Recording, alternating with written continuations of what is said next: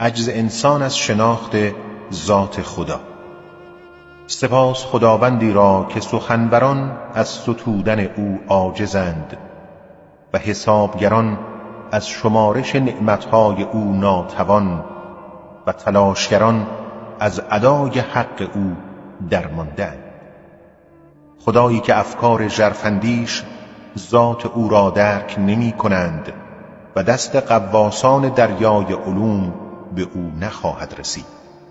پروردگاری که برای صفات او حد و مرزی وجود ندارد و تعریف کاملی نمیتوان یافت و برای خدا وقتی معین و سرآمدی مشخص نمیتوان تعیین کرد.